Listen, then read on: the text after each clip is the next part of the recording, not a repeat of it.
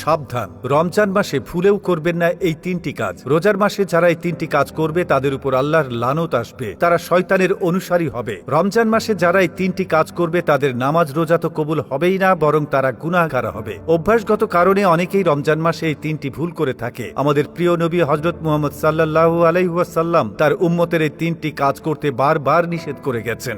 যারা রাসূলের কথা মনে প্রাণে বিশ্বাস করেন তারা অবশ্যই আলহামদুলিল্লাহ কমেন্ট করবেন এবং ভিডিওটি শেয়ার করে আপনার মুসলিম ভাই ও বোনদেরকে সতর্ক করে দিবেন। না জানার কারণে অনেকেই এই রহমতের মাসে আল্লাহর রহমত থেকে বঞ্চিত হবে। প্রিয় দর্শক, রমজান মাস একটি রহমতের মাস বলা হয়েছে। এই মাসে কবরের বন্ধ থাকে, শয়তান শেকল বন্দী হয়ে থাকে এবং বান্দাদের সওয়াবের পাল্লা দ্বিগুণ করে দেওয়া হয়। বুঝতেই পারছেন কতটা গুরুত্বপূর্ণ এই রমজান মাস। অবশ্যই সতর্ক থাকবেন এবং এই তিনটি কাজ থেকে নিজেদেরকে বিরত রাখবেন। রমজান আত্মশুদ্ধির মাস। এ সময় মুসলমানরা রোজা রেখে সংযম ও ইবাদতে মনোনিবেশ করেন। তবে অনেকেই কিছু অভ্যাসের কারণে রোজার প্রকৃত ফজিলত থেকে বঞ্চিত হবেন। রমজানের পবিত্রতা রক্ষার জন্য কিছু কাজ থেকে বিরত থাকা অত্যন্ত জরুরি। 1 নম্বর, রমজান মাসে রোজা রেখে যে কাজ করা যাবে না তা হলো অপ্রয়োজনে অতিরিক্ত ঘুমানো ও অলস সময় কাটানো। রমজানে অনেকেই সারাদিন ঘুমিয়ে বা অলস সময় কাটিয়ে দেন, যা রোজার মূল উদ্দেশ্য নষ্ট করে। বরং এ সময় কোরআন তেলাওয়াত, ইবাদত ও দান সদকা করা উচিত।